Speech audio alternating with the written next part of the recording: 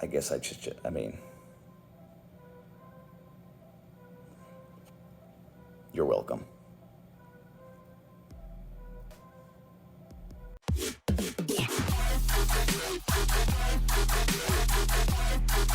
Here's your hosts of the MonsterCast, the Straight Edge Monster Jack and Ryan.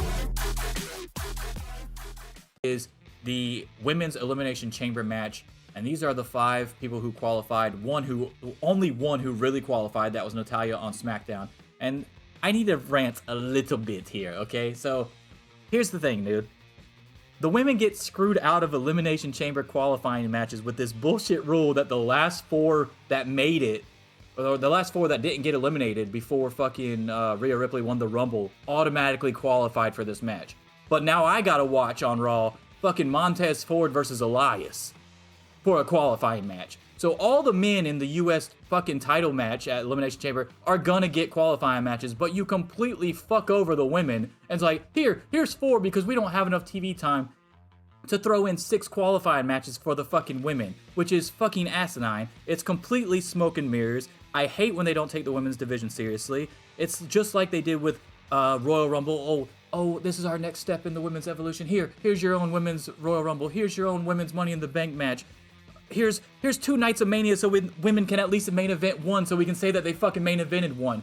It's such bullshit, dude. There's no reason that you don't have enough fucking time in your 3-hour goddamn program to fit in 3 fucking qualifying women's matches over the next 3 weeks before the pay-per-view.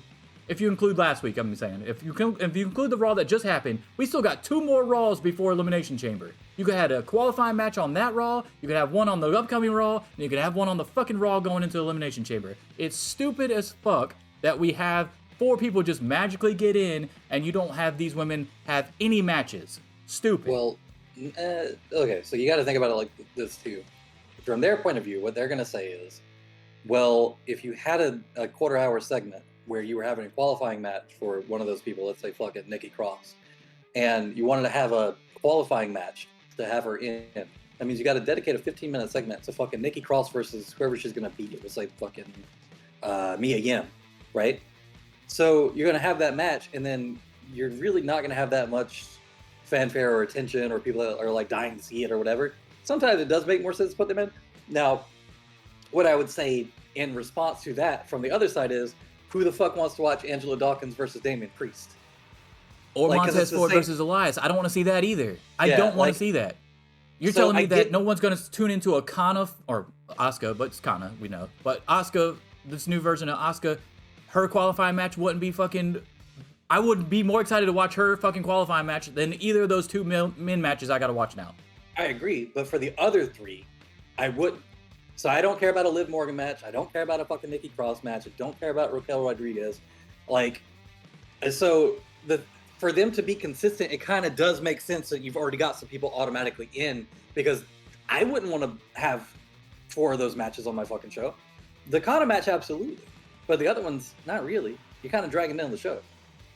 But I also think it's dragging down the show to have fucking Dawkins versus Priest. You can't say dragging down the show with those, but then not saying dragging down the show in a fucking 3-hour show, and I gotta watch Elias versus Montez Ford, dude.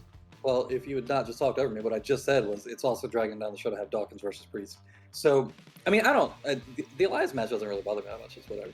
And I think Elias versus Montez Ford would be a good match, but there's no good Liv Morgan matches. Can I just say this? I mean, without the exception of Asuka, the other thing that I don't like about this is that in the women's Elimination Chamber match, obviously Asuka's the favorite, but you don't know who the fuck is going to win and go against Bianca Belair. I know fucking Montez Ford, Elias, Angelo Dawkins, and Damian Priest are not winning this fucking Elimination Chamber match, no matter who the fuck 2 of the 4 get in. Listen, you don't know. Okay? It'll be the time for the big Montez Ford push. It's bullshit. They're hurting the women's division, and then I'm also fucking kind of mad about the lack of uproar online. When you see the uproar that they do for certain women's things where they clearly get shafted, right? No one viewed this as a shaft for the women. Like, it's clearly a fuck you over moment for the women's division as a whole. No. I need that same energy every time they get fucked over, and this is clearly one of those times. I enjoyed the Fatal 4-Way on SmackDown that Natalya won. Yeah, and they're doing another one tomorrow for the last one. Yeah, I know. Why couldn't they just fucking have... Oh man, I'm so done. You could have had a tag team match with random fucking people and fucking, hey, they gotta fucking work together so that they can both get in, and whatever tag team won, they could have got in. It would have saved you half the matches, but at least they would have got another fucking rep in.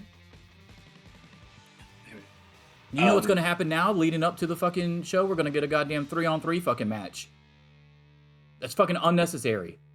Yeah, all the heels versus all the faces. Yeah, it's stupid.